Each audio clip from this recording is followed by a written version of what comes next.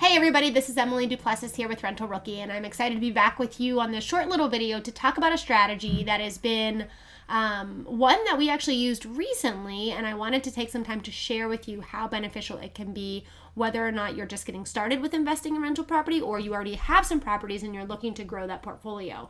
Now, we talk a lot more in depth about this strategy in our upcoming workshop, Zero to Property. It's going to be launching in a couple of weeks. And so if you are out there and you are wanting to buy that first property, but you can't quite figure out how to get there or don't have the time to spend hours upon hours researching, definitely join our workshop. We're going to show you the step-by-step process to get that first property. Head on over to zerotoproperty.com and you can sign up for our workshop that'll be launching here in a couple of weeks.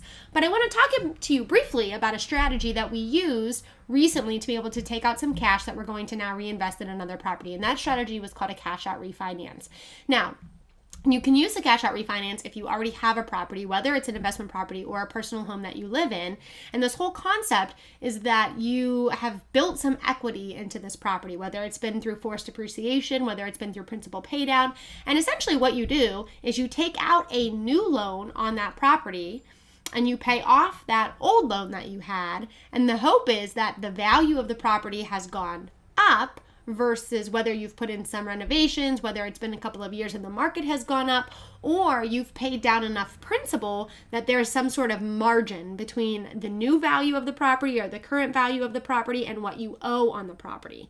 And what happens is you take out that new loan pays off your old loan, the principal or loan balance of your old loan, and essentially you get the cash that's in the middle of that, right? So for instance, let's just use whole numbers. If you have a property and its current loan balance is at $150,000 and it's current, you get an appraisal and decide you want to do a cash out refi. You've done some updates to the property. It's been maybe 10 years that you've owned it. Let's say this is a personal home and now it's worth $200,000. There's a $50,000 margin in between that. And essentially that would be what you could take out if you did a cash out refinance. Now, granted, there's going to be some closing costs that you're going to roll into there. The interest rate, you might have to give a little bit on the interest rate. Maybe interest rates are lower now, maybe they're higher, depending on what that is. You get a brand new interest rate. You don't keep that interest rate that you had before.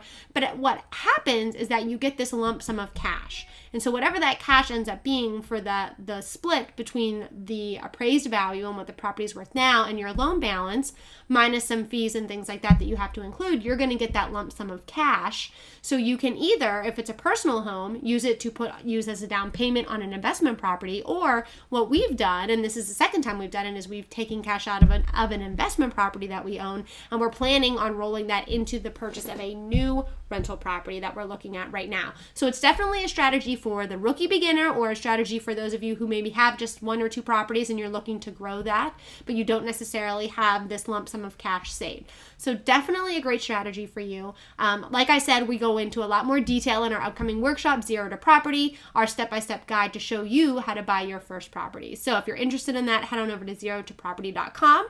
And until next video, happy investing.